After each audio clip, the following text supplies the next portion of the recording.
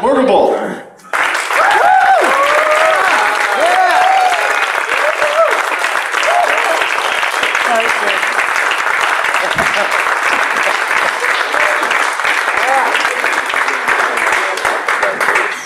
It's pretty tall. Hi everyone, we're very happy to be here. So as DJ just said, we are the Frenchies. So we're going to try to express ourselves in a very exotic English. We're very happy to be here. We've been playing here a couple of years ago, and we remember having a great time here. So we hope it's going to be the same this time. The idea is that it's an interactive conversation between you and us. We're going to play a song, and then we'll go for a round of questions. Remember, we're French, so whenever you have a question, please slow down and try to be really articulate, or if you can even speak French, for some of you, I don't know. Speak French? No, just kidding. Well, whatever. I'm going to introduce you to the fine members of the band, and then we're going to play a song for you. You have Mr. Yvan Rudi on the bass. Give your big hands.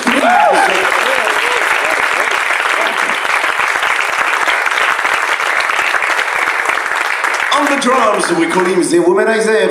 Aurel on the drums.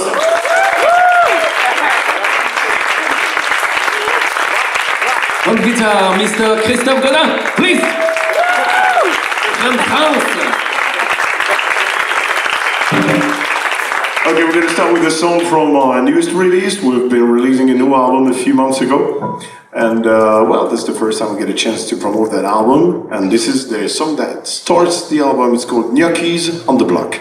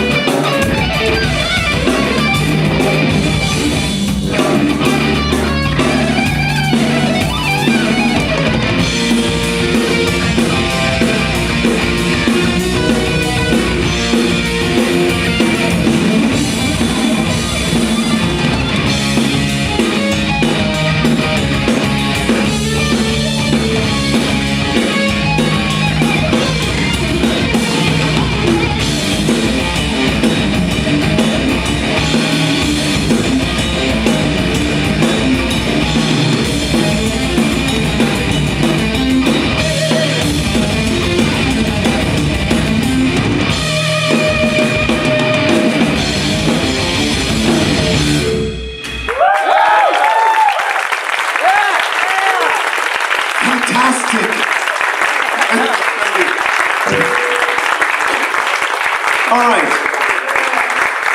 So this song sums up a little bit the spirit of that band. We try to mix together all kind of things because we all come from different backgrounds. We all have different influences, and the idea in the very beginning of the band is now almost 17 years old, and well, the idea was, you know, no limits, no barrier, just trying to put everything together. So now is your big turn. If you want to ask the first question, you will deserve a big hug from every member of the band. Except me. Can we turn on the lights when you ask questions so we can see your faces, if you don't mind? Oh my God! Turn it on! No! We don't want to see this. It's horrible. Just kidding. So, who's going to be the first one? I guess I'll be the first. Okay. How many shows, or how did you go about being a band until you started to realize that you were already accomplished or succeeding as a band? That's hard to describe because the story of the band is quite a long story, because we just had Aurel in the band like 6 years ago, and we started playing with Ivan like 23 years ago. We're very old guys, you know. I'm 72. Why do you laugh? It's not fair to laugh about old people. No, I'm 45. So it's hard to tell, because from the very beginning, when we just were touring in France, there wasn't that many bands playing that kind of music. So a lot of doors just opened up right when we started, because we had the chance to maybe come up with something that was very unpopular in France. Never any band that played that kind of stuff, you know, mixed together things. So it just went little by little, and it's hard to tell at one point that you hit the spot or something. It's a very tough question to reply to be honest. But I guess we kind of feel that, you know, year after year things are getting better. We get better conditions, better venues. We're playing more and more countries, and probably that's a feeling that you never really have, to be, you know, to feel that you're accomplished of something. But when you look back, you just see the steps that you have made and the different levels you've been through. So well, that's the only reply I can give to you. I'm sorry. Oh, that's fine. That's pretty good. You guys are amazing. Good. So. Thank you. Oh, you deserve your hug, by the way. You know what? It's a little bit different. I'll take a hug. Thank you very much. Yeah.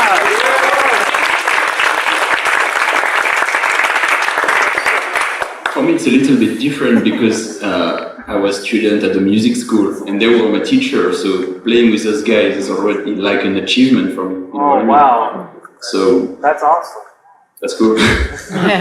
But just musically speaking, it's, as Christophe said, you know, it takes a long time to be able to be on tour abroad. You know, we started doing a lot of gigs in France. Well, they started. I was not in the band at that time, so. It takes a long time, you know, to... I don't know what you mean.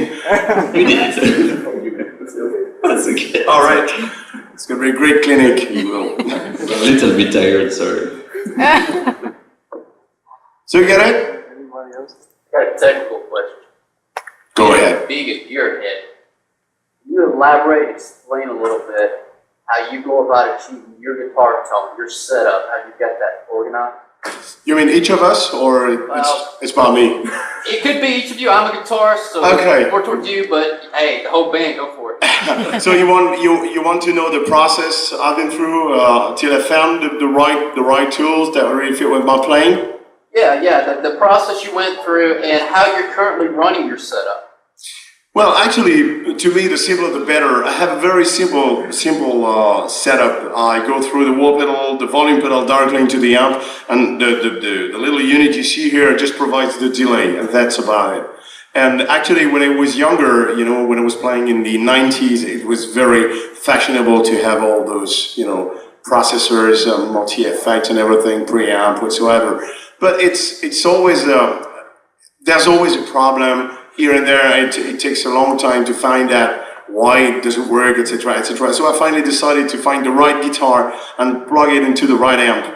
And that's the combination I came up with. And I've been very lucky because like 16 years ago, I met the guys from Vigier, and they just told me, would you want to try to, you know, to play with our equipment? And I wasn't unaware of the brand, although they're French, but I had never tried it before.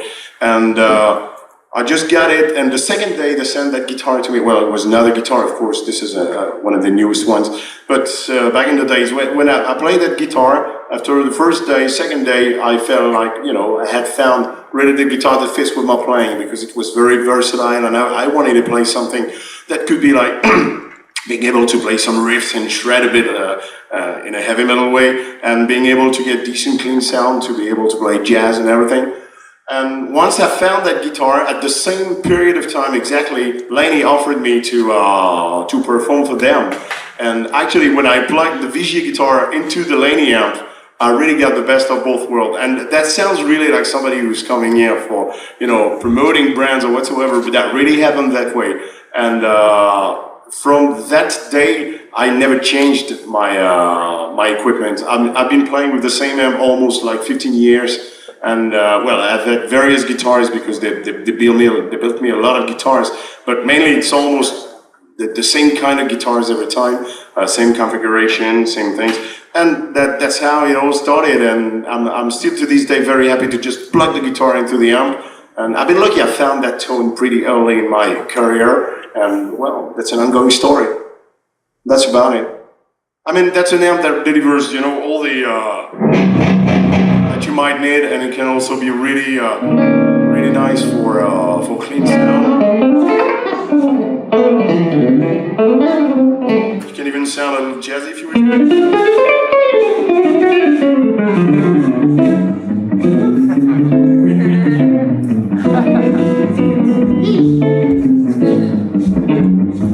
Okay, stop. You get the idea, right? I mean, both the amp and the guitar are very versatile, and I get the tone that I hear in my head with those items, and that's enough for me. And actually, I don't have any channel changes. I just use the volume. That was your next question? Yeah, if you were using volume or channel switch. I have the volume pedal as it acts at, you know, like the volume knob of the guitar, but so I don't have to put my hand on the guitar. I just go from, you know, crunch. I just use the volume knob for achieving the clean sound. That's the best solution I came up with. Very easy. No brain waste, you know. You step on it, it works. And that's about it.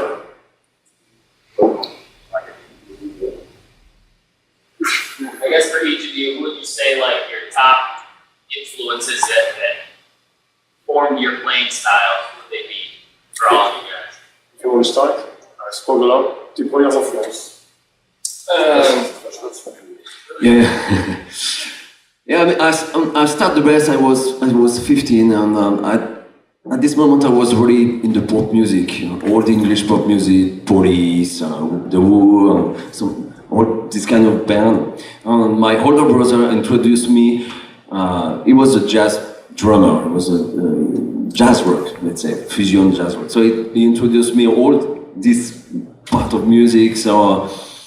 In fact, I start the bass because of him, because he showed me a Miles Davis live with Marcus Miller, and I said, okay, I would like to do that, because bass for me was really the right mix between rhythm and you know, harmony, and it was just perfect. So it was the beginning, and then my influence at the beginning was. I don't know if you know a bass player called Marking. He's the Englishman. In the 80s, he was quite big with a band called Level 42. He was very slaps and everything. He was very technical bass player, but in a pop band, which is not that easy. And then, as I said, my brother introduced me all the jazz parts. So I discovered for sure Marcus Miller, but Jaco Pastorius. I can say a lot of bass player. Then I had the chance to play very quickly with a lot of different band who play different kind of music. So I played a lot with African guys, I play a lot of jazz, I play a lot of funk, rock, whatever. And then I discovered a lot of African bass player.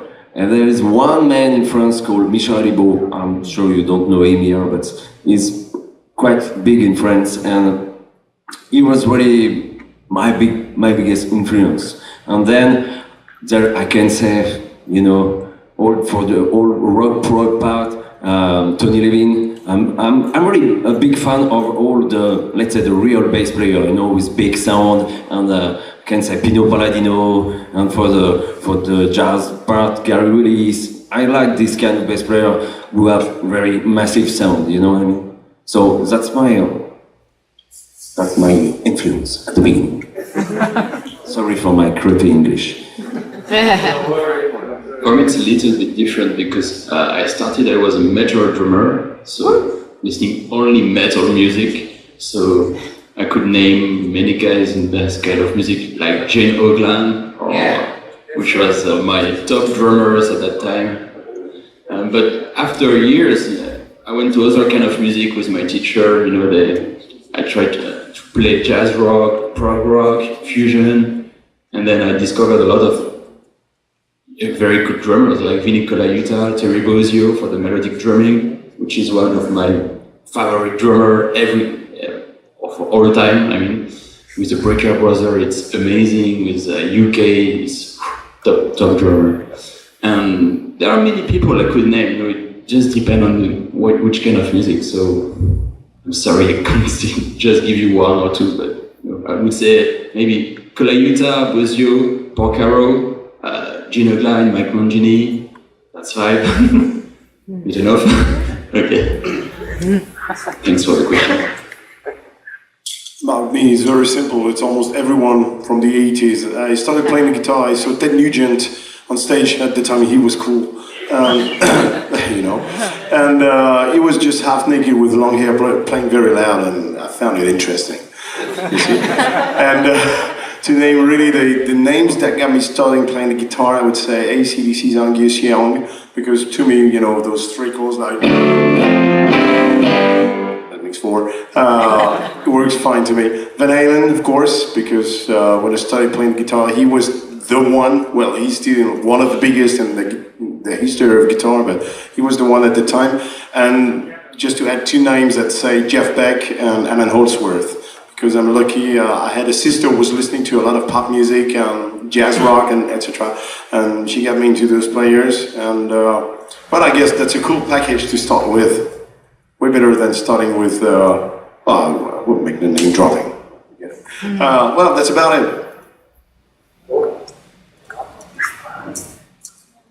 Does anyone have any other question, or we can play a song and then we go for another round of question? What do you think? Play, of course. It's safer for you, bastards. Hey, bastards. I'm with the band. All right, we're gonna play some waltz. You know, in France, it's very popular. Waltz are very popular because they make you dance even though you don't have any groove. And as Frenchies, we will play that song called Brutal Romance. No? Oui, ça très bien, mais je l'avais pas entendu en fait. Something close.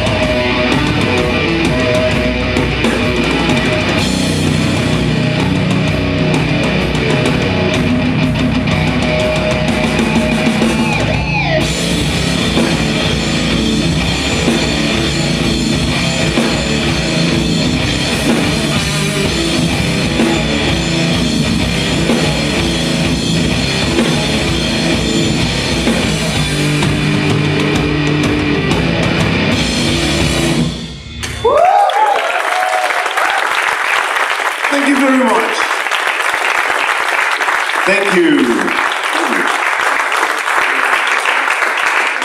Let's turn the lights on the faces. Wow, always scares me every time. So, well, that's also a song from the latest release. By the way, I'm very bad at this, but I'm gonna make some promotion. That handsome guy is at the table where you can find most of the items we came with to promote the band. So you have the 5 CDs, you have the DVD, like the live DVD, and you have plenty of small goodies like posters whatsoever. Oh, there's no DVD anymore. We sold out. Great. That's the idea. You just take 10 copies on the road and you very quickly sold out. So the rest of the tour you can say, we sold out. I'm sorry. It's a marketing trick. So, any question, guys? Y'all take credit card over there? That's an interesting question. No, just cash, I guess. You can give us your credit card if it works. But that was a very professional question. We should have thought about that, right? Yes? Oh, I'm sorry, you get to put a lot more volume because I'm half deaf. Read books. Any? Books. Books? Have you written it? Read any? Yeah. Well, I do, yes. I can read. No. Wrote. About guitar, I participated to several, yes, but very small chapters. But yes, very boring stuff. I mean, about music theory, things that no musician ever read. But that's a strange question. Why are you asking this? All right, there was no hidden message behind, like, you should write a book. You should. No, maybe. But Once I'm very old, I think I will have a lot of stories to tell. Sorry, I'm going to get naked for you. Oh my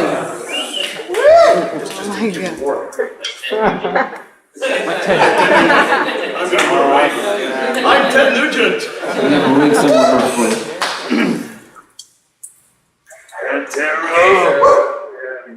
ACDC on one side, Patra on the other side. You make me a happy man. Oh, that's our standard now. So, go ahead. Would you say that Pantera, a Dimebag Darrell is one of your big influence? I hear you do a lot of squeals and harmonics when you play, opposed to a lot of pentatonics. So that dive world, I feel you have it down quite well. Thank you. Yeah. It's really, he was a massive influence on, all the metal guitarists from my generation. I was about the same age. Well, I'm still, but I'm alive, so. But I was the same age as he was, and I guess when he popped up, the guitar community went wow, because for the first time you could have a guy that could do, the most killer riffs, but at the same time really shred like crazy with a very good technique, very tasteful vibrato. Well, he had it all. He had the complete package. It was some kind of a dirty Van Halen at some point. I don't know how to describe this, but there was some hardcore energy, and at the same time, he was very educated musically. So yes, one of the big influences, I guess. Still a fan of it to this day. Yeah.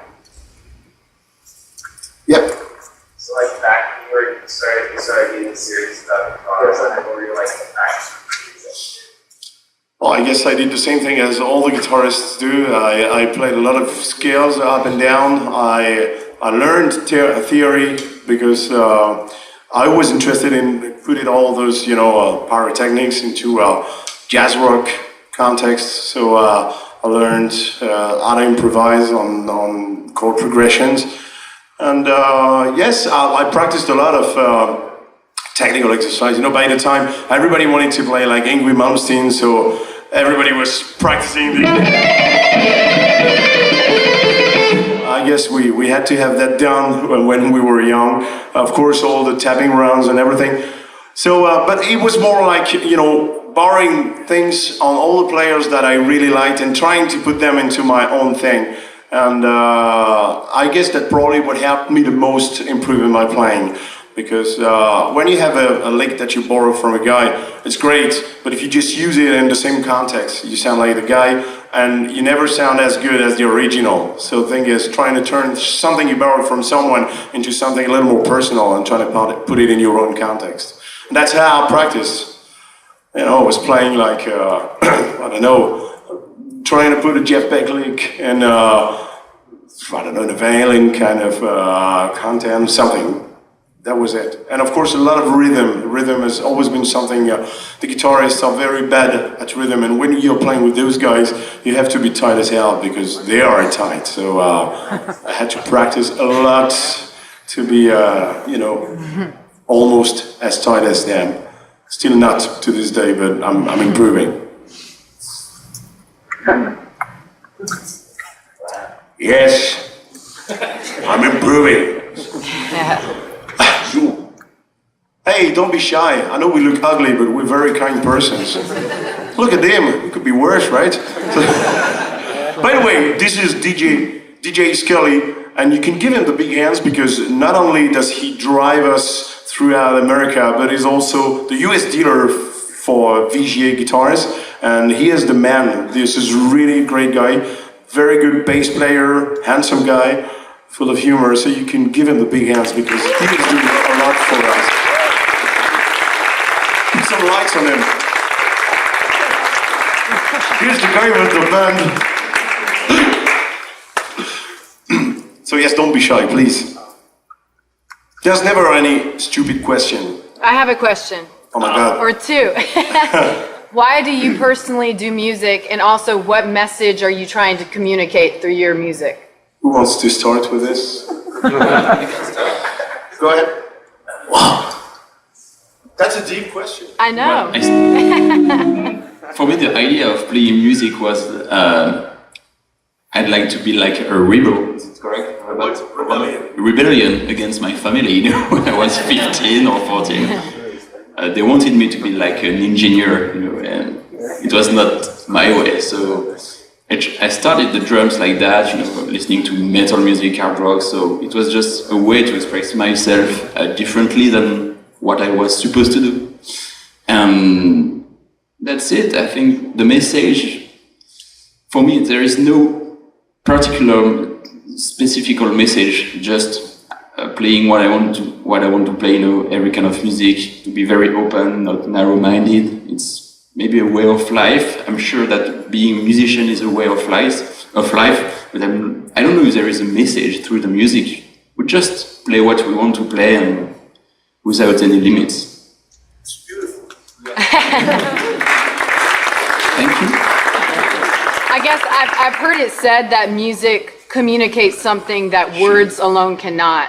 So sometimes I just wonder if there's something, when you're playing, are you trying to communicate something? Well, sometimes you need the inspiration when you're maybe during a solo or drum solo, or just you're enjoying the moment. For example, yesterday we did a very nice show at the Pro Power in Atlanta, and for us it was like an highlight of the tour, maybe the best show so far, and we had so much time on stage that it was shared with the audience, and audience got us back the same, you know, feeling. It was a good sharing moment. I think it was very nice. That's it. You know, it depends on your feeling, on the venue, on the crowd. It's different every day. That's Cool. it. Yeah, for me, I would just say, maybe don't forget why you start the music, you know. When you start your music, I mean, we all start at different age here, but when I started the music, it was really for me a game, you know, just have fun. And instead, for sure, it's a job. I mean, it's our job. I wish it's going to be your job too, but I think the main thing for me is don't forget, have fun. If I go on stage and you know, like with not, you know, I don't want to do that anymore. You know, I think it's something to have every time here, you know, in the back. Okay, why I start the music? Because For sure, when I was younger, I was dreaming, travel, play on a big stage. We all have this kind of dream. But yes, I will just want, don't forget that. It's my opinion, I mean. Being a musician for the three of us is just a way to express ourselves in a frame we created without, any obligation for anybody, and just a way to meet people and to share what we are as a human being, as a musicians, and that's it. Well, personally, I started playing the guitar because I was a very shy boy, and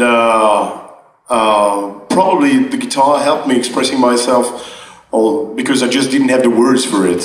And the other reason is I had two options. I wanted to be a superhero or a musician. And of course, being a superhero requires superpowers. And I never had any for some reason. I blame my father for this. And so I started to practice the guitar because I thought that was a shortcut to achieve this. So I decided to become a guitarist instead of a superhero. But I'm serious about this, actually. This sounds like a joke, but that was really, being able to kind of finding the person that was inside of me and that couldn't express himself by the time. I was quite young. I studied the violin when I was 4, and I studied the guitar when I was 13. And that's only after I studied the guitar that I just opened up a little bit to the others and stopped being, the guy that stands in the back and that has nothing to say just because he wouldn't dare. And the message probably, it's exactly the same as my mates. I mean, it's being on stage and trying to share something with the people. I mean, you write music not only for yourself, you write music because you want to be exposed and you want to display what you like to the others. That's a big risk, because the risk is people don't like it. But the idea is, being with a band, you feel so much stronger. So the first thing, we share it together, and then we just project that to the audience and share with the people. And I guess you've seen us play 2 songs now. I think the interaction with the faces, trying to communicate in between us, trying to make it as entertaining as possible, because that can be a very boring, sophisticated kind of music. If you're not a musician, you might get lost and tell yourself, what are they doing? This is completely boring. And we have a lot of people who come to the show and tell us, well, we like to watch you play. Not only listen to the music, but we like to watch you play. And some people don't even, they are not musicians, or they are not big music fans, but they just come to have a good time. So at the end of the day, if people go back home with a smile and tell themselves, we've had a great time with those guys, the deal is done. That's it. Thank you. We're very down to earth. I knew you'd find this beautiful. Telling the same story every night. In fact, I just want to get the chicks. Hey, guy, boy, you play the guitar. No, just kidding. First version was the right one. Thank you for the question. But still.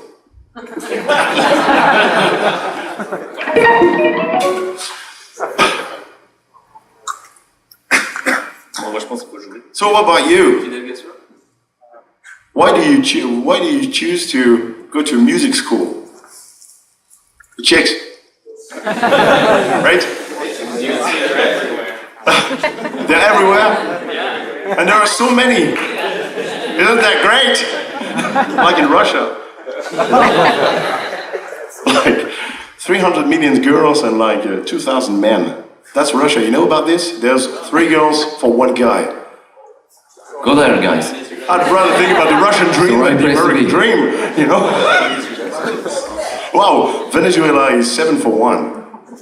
But do they look as good? That's right.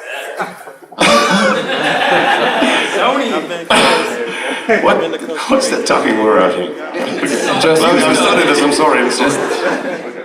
We are French, and the relationship in between men and women are very important. That's why we have so many kids. Shall we play? Okay. Shut down. All right.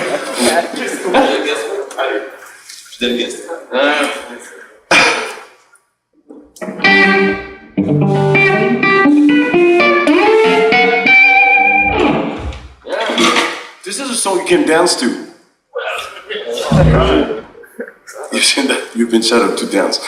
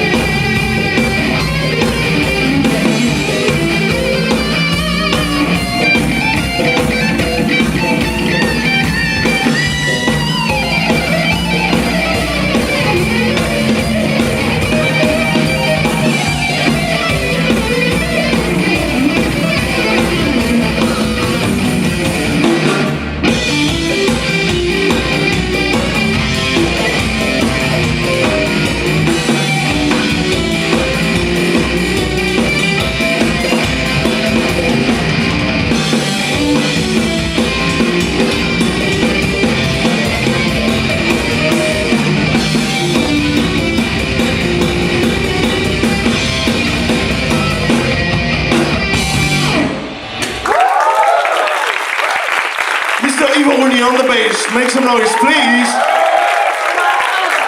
Mr. Aurel on the drums, make some noise. Mr. Christophe on the guitar, make some noise.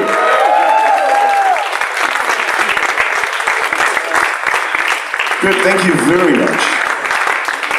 Turn on the lights.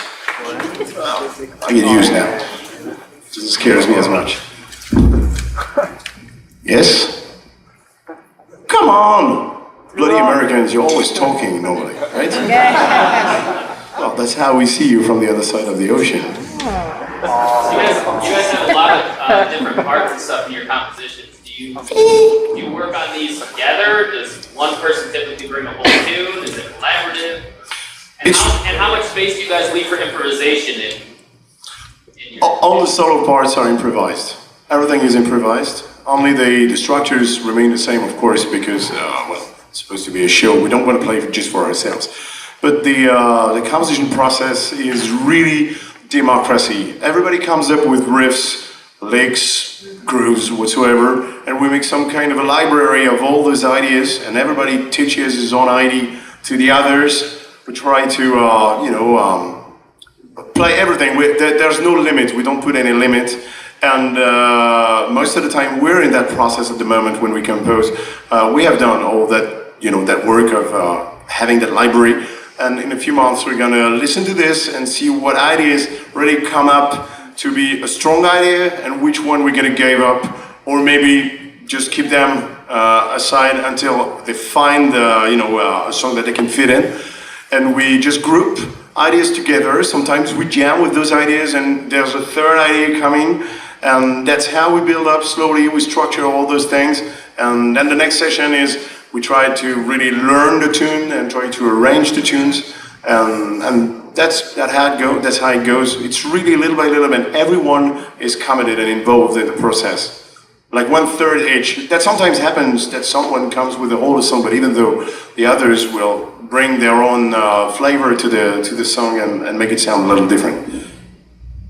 Maybe we can show you with the song we just did before, not this one. But... Actually, you remember the second song that we've played that had that 6/8 vibe, the waltz thing, and that started with Aurel coming up with a groove. So he's gonna speak now.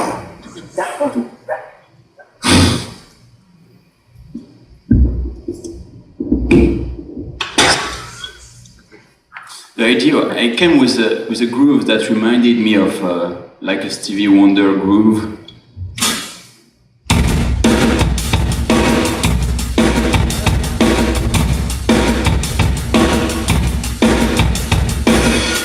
But on top of that, to make it a little bit more funny, I added a group of 4 instead of being just 8 notes.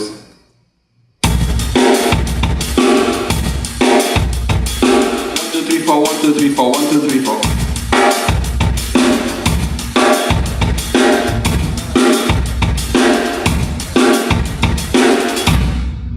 And playing this groove gave me the idea of the bass line.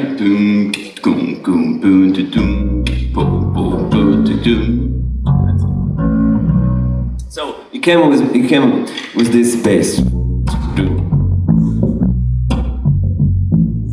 And then in Mörglbl, I always try to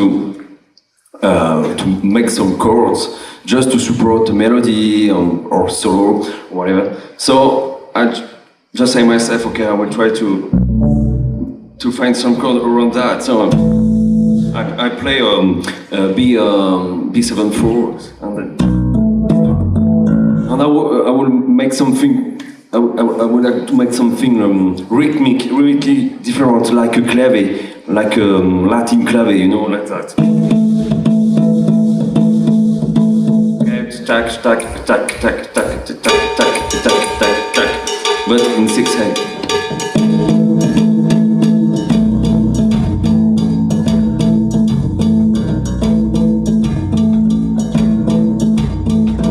So then. We work together on it, and I find some chord like that.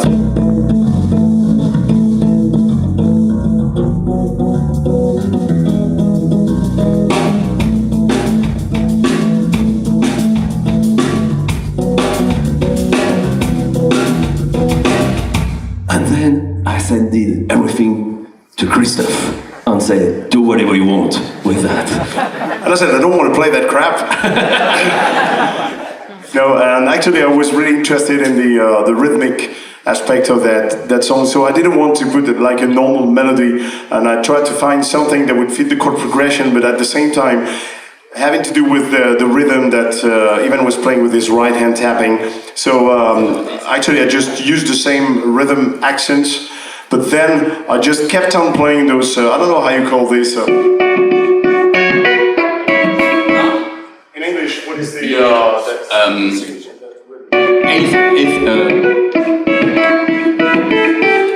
whatever you get what it is, actually. Quarter triplet, something like that. Okay, that's complicated for a guy like me with a small brain. So the idea was to, instead of having the same rhythm that Ivan was playing, I was just trying to start the rhythm with him and keep on doing what I was starting to do. So at some point you have the feeling that it's some kind of a counterpoint, you know what I mean? So if we just play with the drums, the bass line plus the melody, you will hear how it works. C'est juste tu fais le riff. Ouais. Tu fais la mélodie. Ouais. Ah,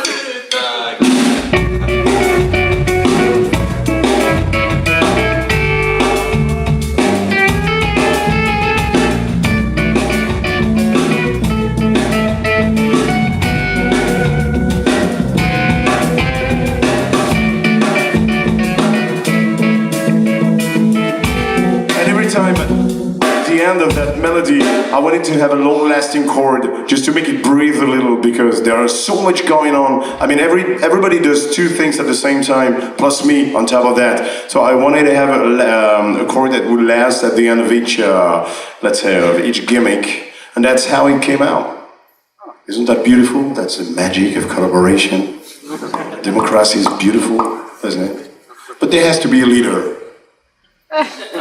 Don't be scared, I was just kidding. Kind of scared them for a few seconds. Wow. So that's the way we work most of the time. Yep. So you're raising, you're just scratching your head. Oh, over there, sorry. Are y'all on any other projects like that you're currently working on, or maybe? Oh, I'm sorry. We're deaf, so. Oh yes, we're louder. We all three play in a lot of different. Yeah, go ahead. We all. Yeah, go ahead. But you know. Go ahead. I play with gentlemen. Calm down.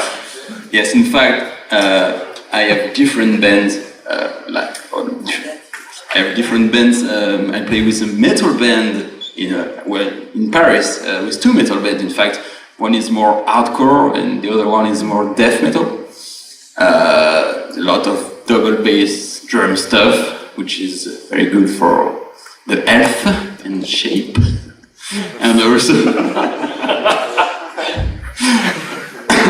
and also play with singers, pop singers in Paris, rock. There are a lot of pop rock singers in Paris, so you can have a gig every week in Paris doing this. So that's cool. And I do a lot of studio sessions, very different kind of music. That's it, you know. It's a job. We have to do different stuff to fill up the agenda. Is it correct, agenda? Mm-hmm. Schedule. Yeah. That's it. Yeah, for me, for sure, Mörglbl is still the main project. But I play also with Christoph with another project called Metal Cartoon, which is his solo project. I used to play a lot with an African guy called Kara, he's from Senegal. So I play also with a pop singer in Switzerland, and then what else? I played with some American blues guy. I played with a guy called Spencer Boran. Maybe you know him. He's from New Orleans. He's from New Orleans, and every time he came in France or Switzerland or Germany, I play with him. Then I make a lot of studio sessions. I work with one studio in Switzerland, and I make all the sessions there. And then I have some other stuff, but not really regularly. Not really regular. I think you get the picture. That's it. I also play with a gospel singer, and we just released Ivan and me a solo album.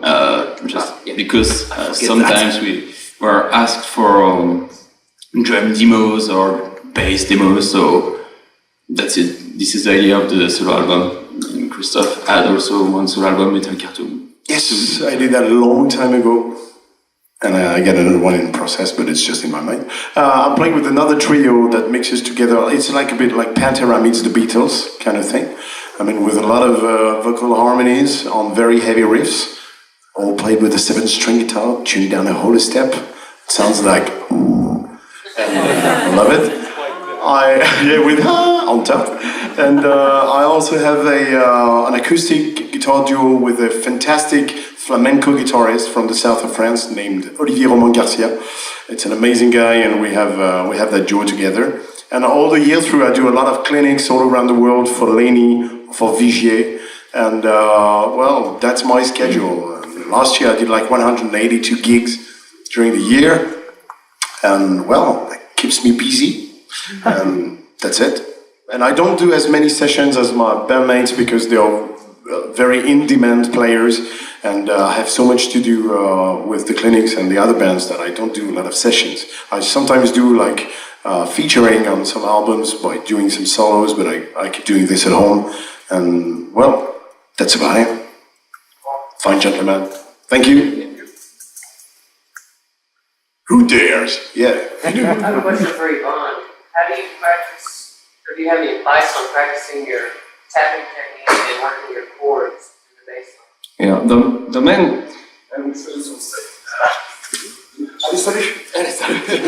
Bye-bye, guys. Take 1 hour or two, we see. Yeah, as I said, I always try to find a way to support the melody or the solo with the chord. I can play chord with finger, I can play chord, as you said, with tapping, I can play chord with slap. I always try to find a way, but I would say I don't want to lose the groove, the principal groove. I would like to keep the principal job of the bass player as support, to keep the groove. So for the tapping, the main problem, the principal problem is really the independence, between the two hands. So you have to start with very simple thing. For example, you can play just the beat, okay? And then just try to do something like that. Just try with really simple thing just to adapt your independence, you know what I mean? And something important, you have to control everything. The problem with the tapping, the problem with the bass, generally, is all the, comment on dit les résonances? The resonance of the string. I don't know if it's correct. So if I have to control, for example, if I do that without control, you have all that in the back, you know what I mean? So I control everything with this one. You know this one, okay? So that's why I always like that, Most of the people play a lot of tapping, for example, for sure Victor Wooten or this kind of guy, Billy Sheehan, or they always put something, but I have nowhere, so I have no, so, it's just, and plus I would like to pass from playing with finger, or slap, or tapping without all that. So I find this solution just to control the two strings that I play with the tapping. Then no noise, okay, and I control the rest here. So then, you start with simple thing like kind of thing, a little bit.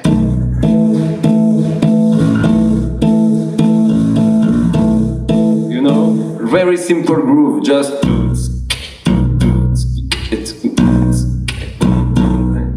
there. And then you go the other side.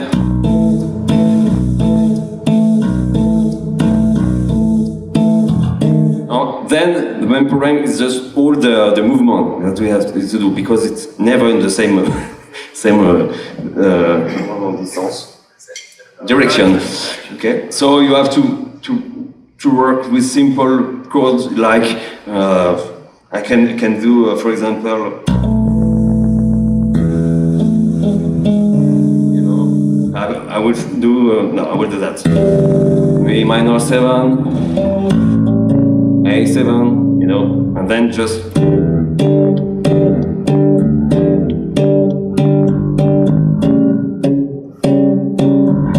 whatever, and then you try to work that always in the rhythm section with the click, and that's it. That's the beginning. I start like that. That's it. I don't do the tapping thing like a guitar player. It's not my kind of stuff. So I really just do this kind of thing. You can do quickly in the Latin things. For example, can take a clav like that. Okay, tang, you play just.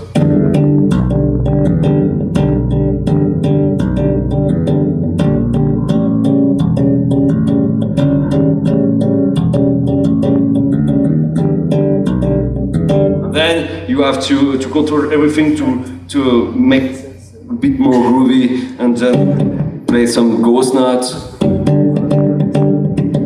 You know what I mean? And then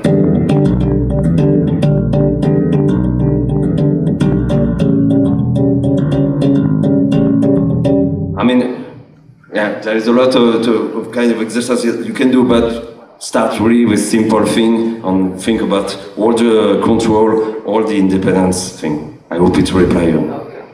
Thank you.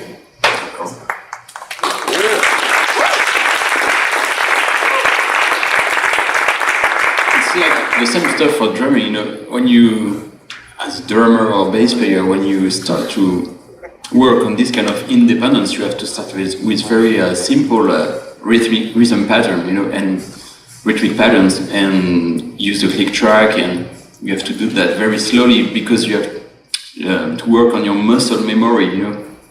That's it. So practice that very slow with very easy pattern, and this is the same for drummers when you have to do a new independence and to work on it. Just do it very slowly with very simple stuff and with a click track, and then you go a little bit more complicated, but start simple. Start simple and work very slowly. Most of the time, you know, we don't like go very slowly, you know, because it's difficult. It needs a lot of concentration. But believe me, if you can take whatever grooves that you play, you bring it down very slowly, and then you know, it's like if you take comment dire un écran. A screen, and then you know, like in Pro Tools, and you're getting bigger and bigger. It's like exactly the same. You can feel, you can hear all the maybe the mistakes that you do, and then when you back up for a tempo faster, most of the time is way better. So the good thing for me is always work with a click, but very slowly, 40 BPM. For example. Yes. This is for the drummer. What type of exercises did you do to work on your independence? Well, it depends on what kind of independence, but most of the time I work on moving the bass drum over an ostinato, or moving the snare over an ostinato, or moving the right hand over an ostinato. So there are many different stuff you can do. We can start with very basic. Excuse me, sir, please.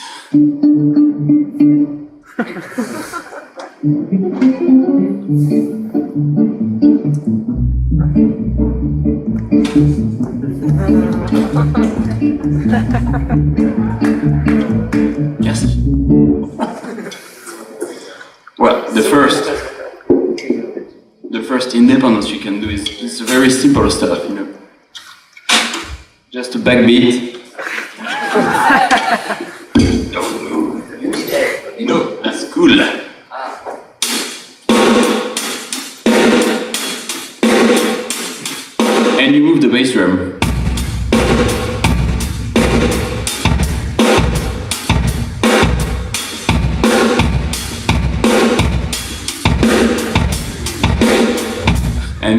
group of two.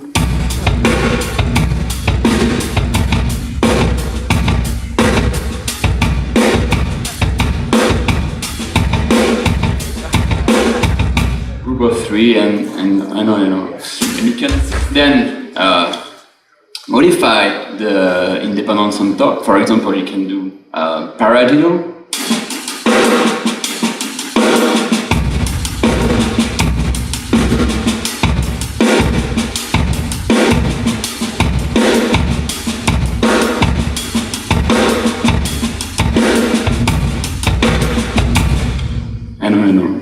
And another stuff could be with a Latin beat. You have the right, and then you move the snare.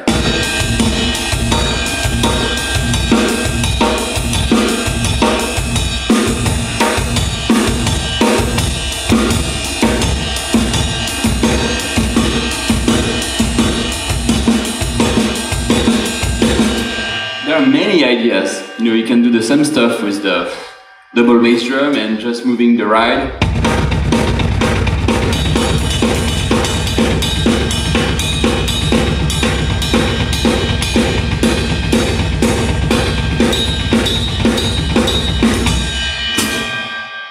You have to find your own stuff, and you have to practice that very slowly and start very easy. There is no end, Thank you. You're welcome. Thanks for the question.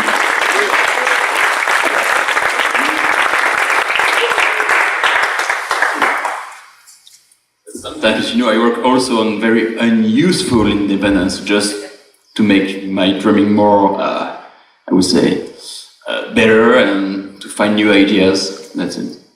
For example, I'm working on a stuff those days, which is I don't use that with a band, I'm not even able to do that very, very well, but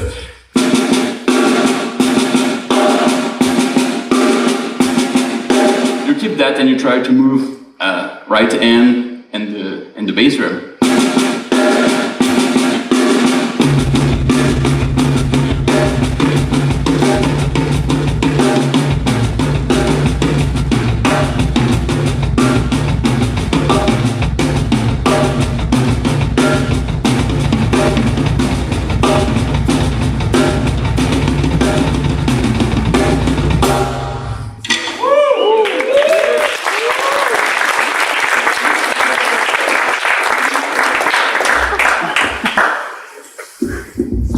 You have to make it fun, It's a work, but it has to be fun too, It's not a pain playing drums. It's cool. And the good thing for guitarists is that even though they are almost burning their brains with this, you keep on playing the same thing. It still works. So it's great. Thank you for the question. Thank you. One song. How many drummers here? Raise your hands. Wow. Whoa. It's rare that I know, we have that many. How many bass players? Wow, I'm not surprised. It's just normal. Good choice, guys. What about the You will have a lot of job. guitarists? Yeah, we're supposed to rule the world. Good. Singers? All right. And keyboard players?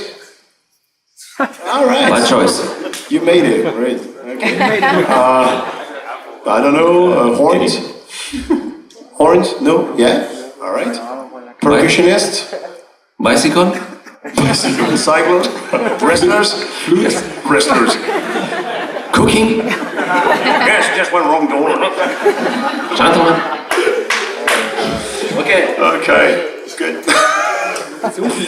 Questions or a song? Ah, yes. You raised his hand first. Christoph, you said you did some home recording. Can you talk a little bit about your setup and approach to that? For home recording, I changed completely my setup this year, actually, because Laney just built up a new amp with the same, how do you call that, cab simulator.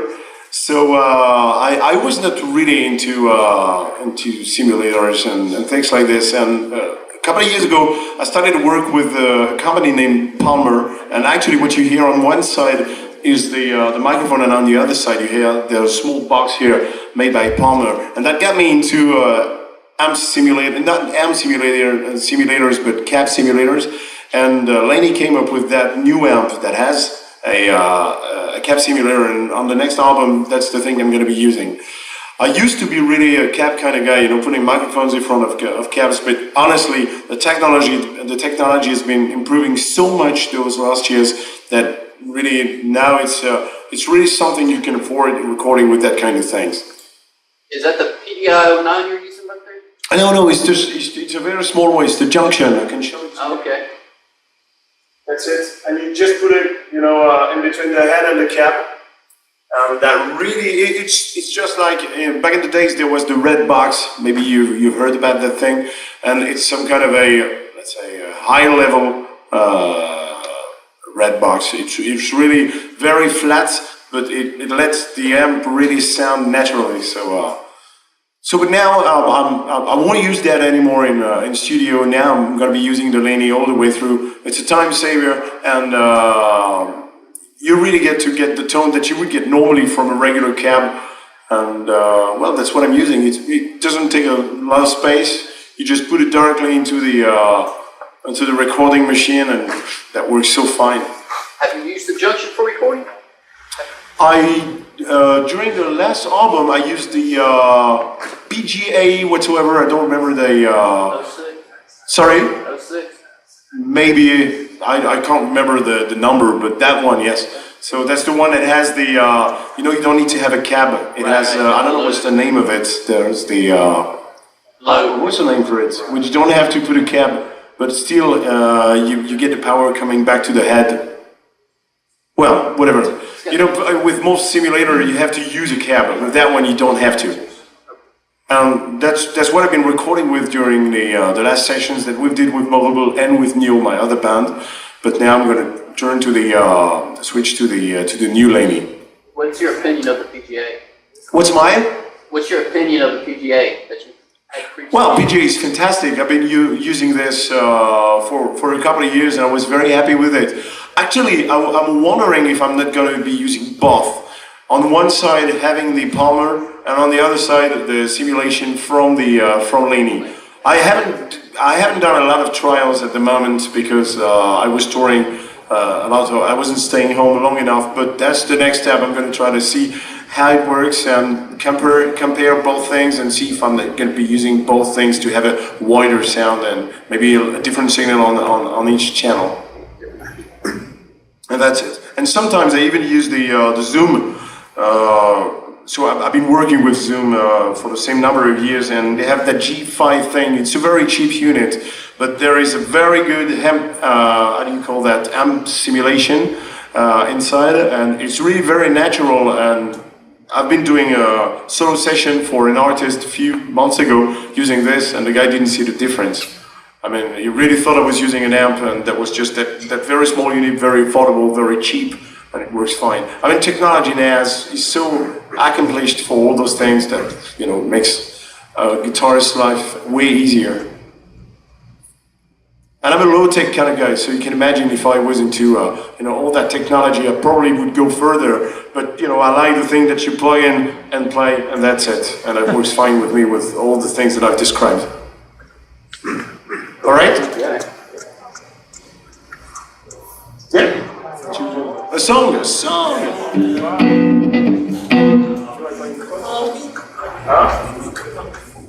Okay, it's another song from the new album, and that one is called Cantal Goyave. You can't really translate that into English, but it's hilarious, as always.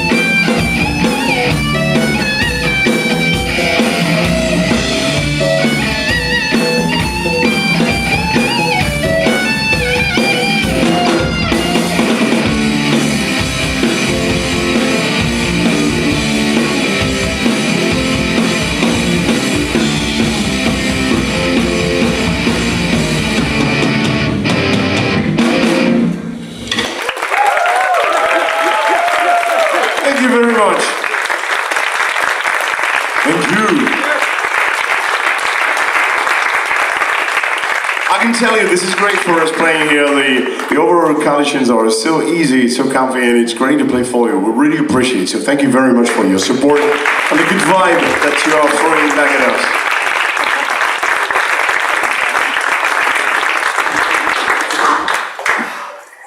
Any questions?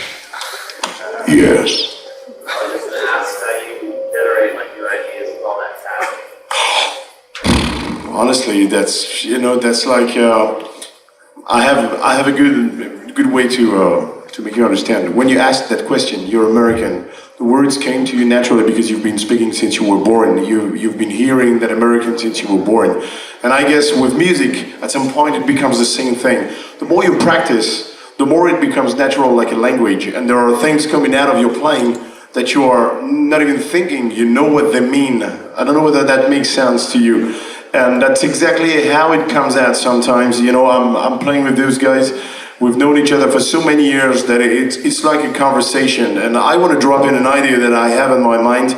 I know in what context I'm playing, and it comes out the way it comes out. I don't have a lot of would you say licks, actually. Most of the things that I drop in between themes or melodies are just bunch of notes that comes out. So sometimes if I'm not inspired, it sounds like shit. That's the truth. I mean, I sometimes play very bad, and that's where you have to think about your playing as like a conversation. If you have no ideas, just don't play. I mean, if I have no idea, I won't go for I will go for and that's enough. I mean, all right, it's not an amazing lick, but at least it makes sense. Instead of, always, it's like, all those people that always talk about everything, and any kind of discussion, they have something to say, and they're boring most of the time. That's exactly it. I mean, sometimes you have to lay back a little and just say what's meant to be said. So that's about it with the guitar licks. And don't forget that soloing is just a small part of playing an instrument. Most of the time, as a drummer or bass player, we never do drum solo, bass solo, and for the guitar it happens it's not very often. I mean, in this kind of music, we have the chance to do solos. That's why Christophe works on that very well, and that's it. But for the rest of your daily practice, and don't forget that soloing is not the main stuff in playing an instrument. To be honest, I practice much more rhythm than technique. And to be honest, at my age, and I'm serious about this, I mean, I'm 45, I can't play the same things I was playing when I was 20 or 26. Because, the body gets older, and you have to find other ways of expressing yourself than just, virtuosity or whatsoever. So it's always better to have a few notes, but they mean something and they are tight with the rhythm, than going for and not even making sense about what you want to express. That was strong. Wow. Oh, we got him away. I'm sorry, I was kidding. You can stay. It's more important to play fast. Always fast. Oh.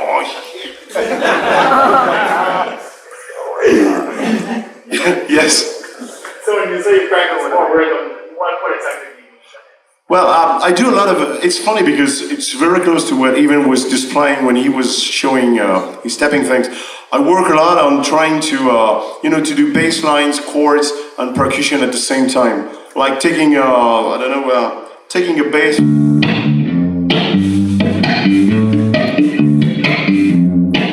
Trying to add chords.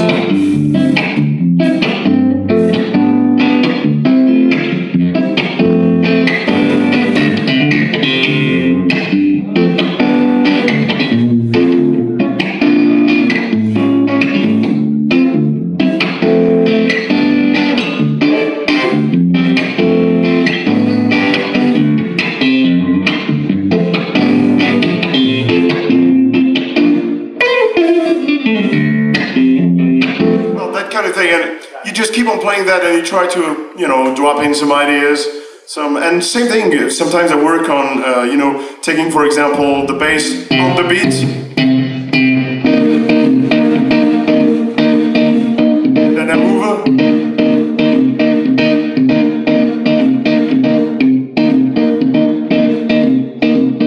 Etc. The same kind of things.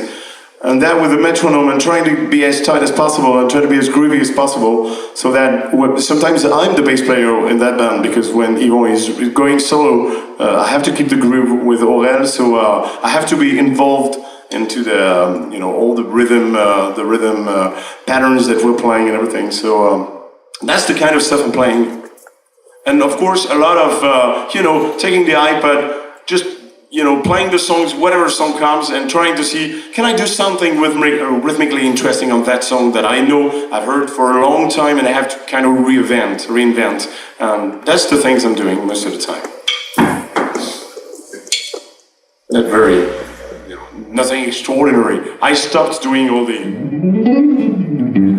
I still do that before playing, but I don't do that at all. I mean, it doesn't make sense anymore at some point, because it's just as if you were coming back home and say, I am, you are, he is, all right, we are, they are. You don't work on your grammar when you speak American and you're back home, right? It's about the same thing. But you read a book, you try to understand something, you can write something, using your brain for expressing something. That's what I guess we're all trying to do at some point. What's that noise? Oh, the lights are doing the melody. They just stopped. Wow, you can hear me then. Well, are you having fun? Yeah. Are you having fun? Good.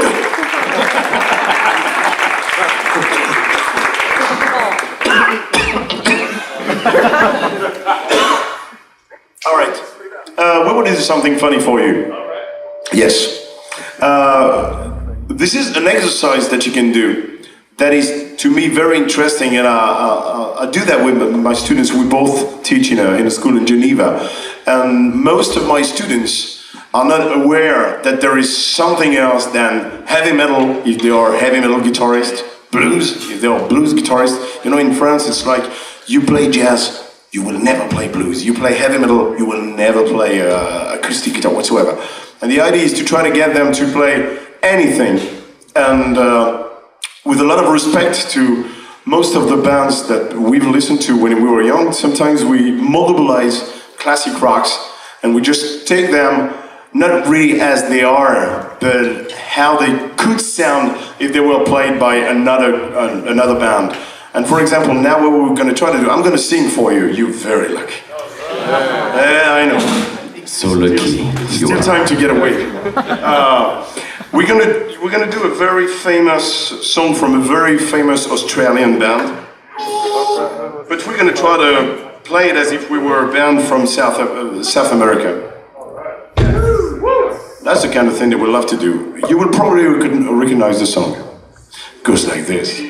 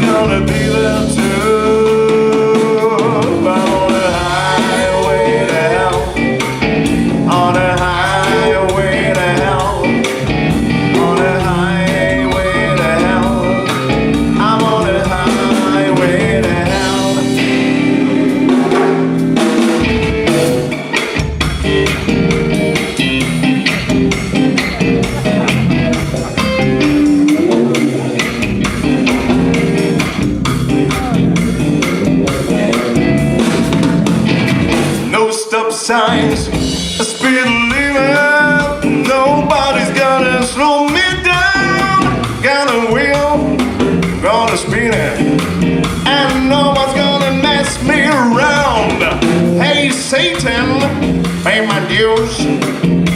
I'm playing with Mörglbl.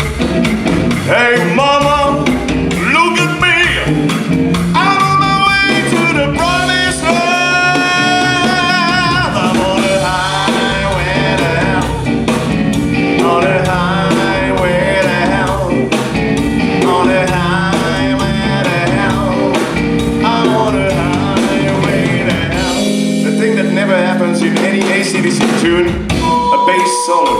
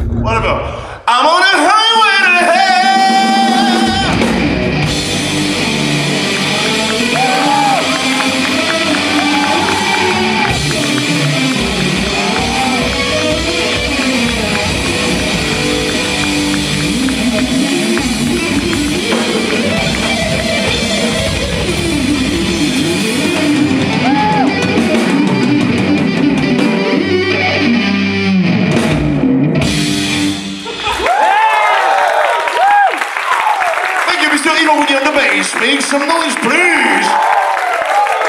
Mr. Orel on the drums. Mr. Christophe on guitar! All right. But the idea behind what we just played is that you can never top the original. No one can play AC/DC better than AC/DC. So instead of trying to copy and trying to do exactly the same thing, that's exactly what I said about practicing guitar licks. Try to make them your own and try to reinvent yourself and, going in another direction. And that works fine. I mean, the good songs, they sound in any kind of context, they remain good songs. So that's just an idea. But a hell of a good one! Any more questions? Play some more music.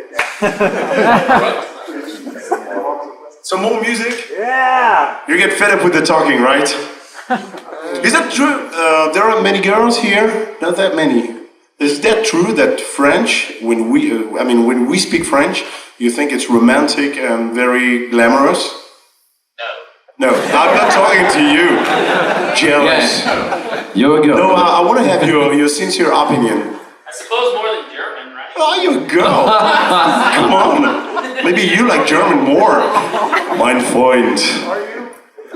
No? I mean, if I say, for example, vous savez les filles, c'est un vrai plaisir de jouer pour vous aujourd'hui. Nous avons traversé l'océan tout entier pour nous retrouver devant vous ce soir et passer un petit peu de temps avec vous, madame. How does that sound? French. Yes. Now let me translate that into American. We were just there in the corner, saw doors there, just had the goddamn shit,